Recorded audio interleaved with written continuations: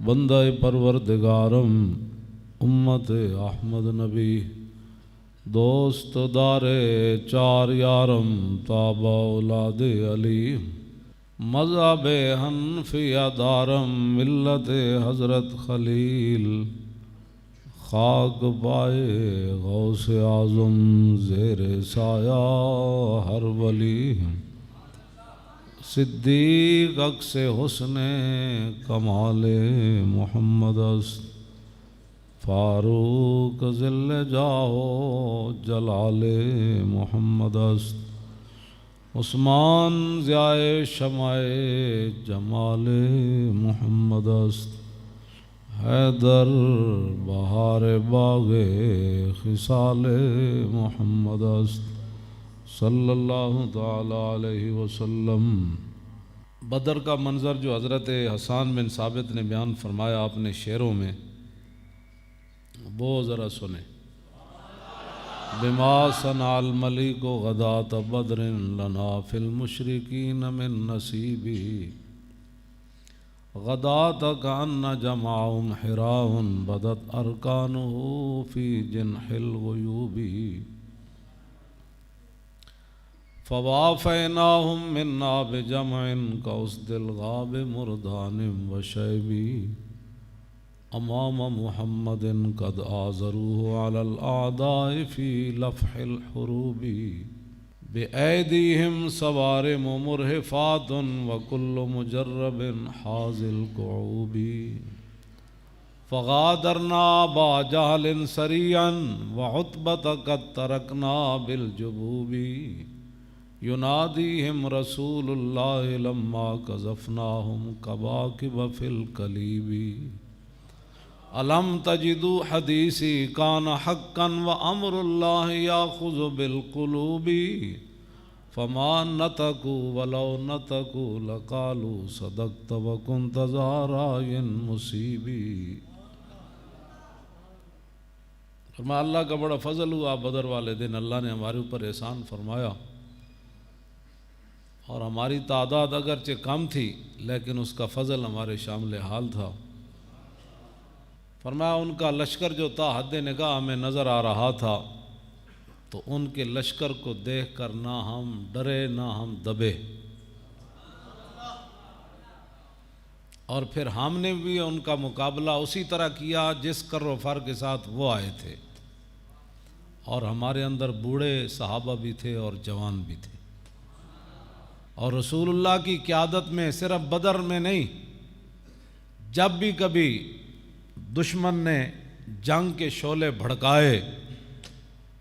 تو ہم شعلوں کو دیکھ کر کبھی پیچھے نہیں ہوئے، بلکہ ہم نے ان شعلوں کے اندر چھلانگ لگا دی، اور ہمارے ہاتھوں میں ایسی تلواریں تھیں جو ایسی کاٹ کرتی تھیں جن کی کوئی مثال نہیں،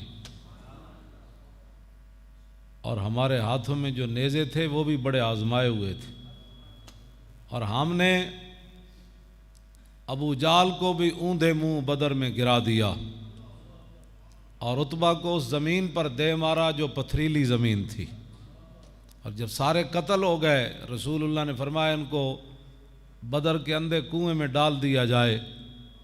تو فرماتے ہیں رسول اللہ پھر اس کنویں کے باہر کھڑے ہوئے کنارے پر، اور آپ نے فرمایا کہ آج تمہیں پتہ چل گیا میں اللہ کا برحق نبی ہوں، اور تمہیں پتہ ہے کہ رب العالمین کا جو نافرمان ہو اللہ اس کے دلوں کو پکڑ لیتا ہے، اس قوم کے دلوں کو اپنے اللہ پکڑ لیتا ہے۔ تو حضرت حسان فرماتے ہیں فما نطقوا ولو نطقوا لقالوا صدقت وکنت ذا رأی مصیب۔ فرمایا وہ بول نہیں سکتے تھے، اگر بولتے تو کہتے ہاں جی آپ سچ فرمایا کرتے تھے۔ ابو سفیان بن حارث جو فتح مکہ کے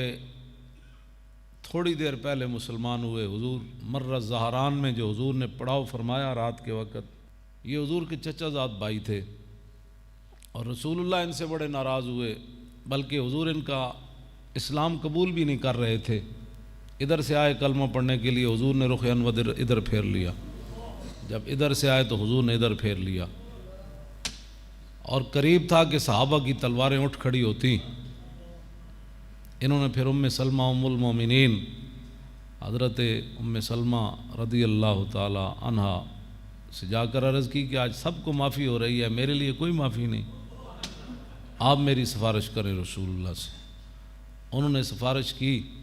تو رسول اللہ نے ان کو بلایا۔ آپ نے فرمایا کہ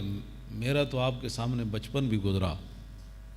پھر میری جوانی بھی گزری، تو نے کیوں انکار کیا تھا؟ کوئی اور کرتا تو پھر تو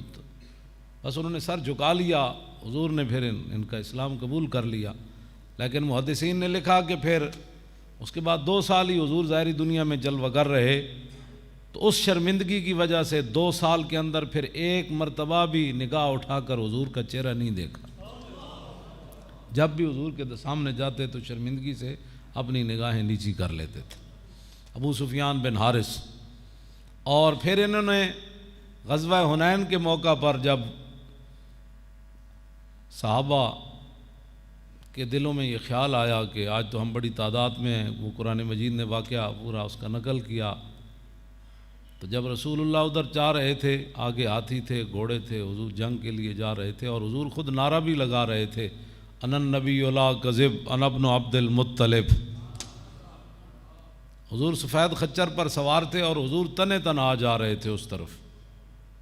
تو حضرت عباس سامنے آئے۔ یہ بھی اسوہ حسنہ بیان کرو نا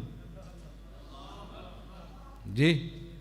کہ ہزاروں کا لشکر ہو تو رسول اللہ تنہا بھی، فرماتے ہیں جس نبی کے خلاف تم آئے ہو نا، میں ہی ہوں، آؤ۔ چکا چک خنجر سے آتی صدا، اعلیٰ حضرت نے اسی طرف اشارہ کیا، چکا چک خنجر سے آتی صدا، مصطفیٰ تیری سہولت پہ لاکھوں سلام۔ حضور آپ کی تلوار سے جو آواز آئی نا، ہاں جی، چکا چک خنجر سے آتی صدا، حضور تو آڑی بہادری ہوتے لکھاں سلام ہو۔